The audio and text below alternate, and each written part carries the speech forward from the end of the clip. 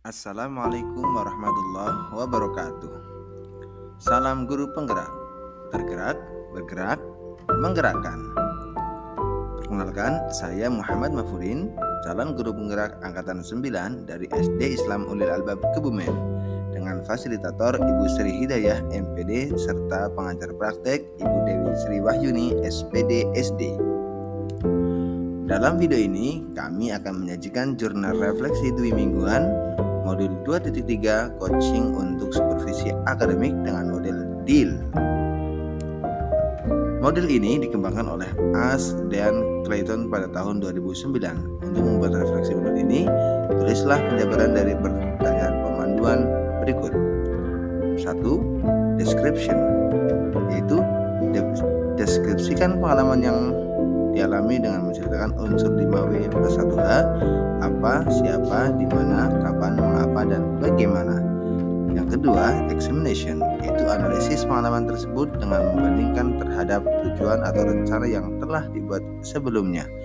Serta yang ketiga, articulation of learning, yaitu jelaskan hal yang dipelajari dan rencana untuk perbaikan di masa mendatang. Description. Saya mengalami sebuah proses pembelajaran yang cukup menguras pikiran dan tenaga pada awal masuk modul 2.3. Dalam modul ini, saya terpaksa harus lebih semangat di saat banyak yang harus dipahami dalam bagian eksplorasi konsep ILMS, yaitu tentang consulting, mentoring, counseling, fasilitasi, dan training. Selain itu, juga memahami model pendekatan TIRTA, yakni tujuan, identifikasi, rencana aksi, dan tanggung jawab. Dalam pembelajaran ini saya melihat video di LMS. Saya terus belajar sedetail mungkin agar lebih bisa memahami apa yang harus saya pelajari dan pahami pada konsep di modul ini. Examination. Dalam pengalaman saya mengikuti proses pembelajaran modul 2.3, yakni tentang coaching untuk supervisi akademik, sangat bermakna. Proses koordinasi dan kolaborasi yang dilakukan dengan prinsip coaching, yakni kemitraan dan bersifat terbuka, sangat bagus dan ingin segera diterapkan. Selain itu, saya menggarisbawahi bahwa menjadi seorang coach adalah tidak memperbolehkan asumsi atau tidak berasumsi dan memberikan label terhadap coachinya.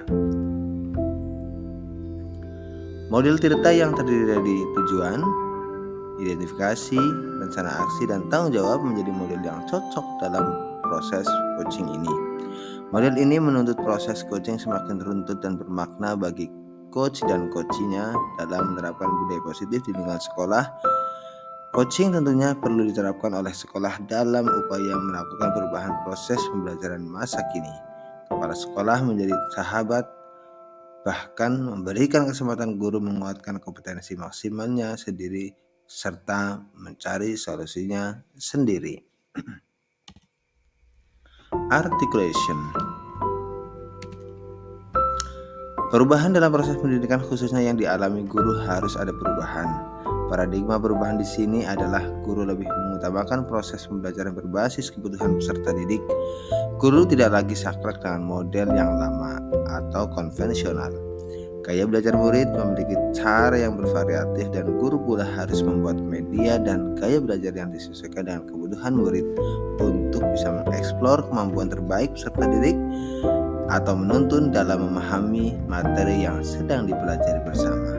Perubahan yang dimaksud adalah lebih variatif dalam proses pembelajaran peserta didik. Guru sebagai pemimpin pembelajaran yang menerapkan pembelajaran berdiferensiasi juga harus menyelipkan nilai-nilai sosial emosional, yakni kesadaran diri, manajemen diri, kesadaran sosial, keterampilan berelasi, dan pengambilan keputusan yang bertanggung jawab. 5 kompetensi ini tersebut juga harus diterapkan sebagai upaya penyematkan nilai-nilai dalam mewujudkan karakter profil pelajar Pancasila. Dengan perwujudan paradigma perubahan tersebut, pembelajaran lebih menyenangkan karena disesuaikan kebutuhan gaya belajar murid dan mengasyikkan dengan tanpa adanya beban yang terlihat dari psikologis murid. Salam guru penggerak, tergerak, bergerak, dan menggerakkan. Wassalamualaikum warahmatullahi wabarakatuh.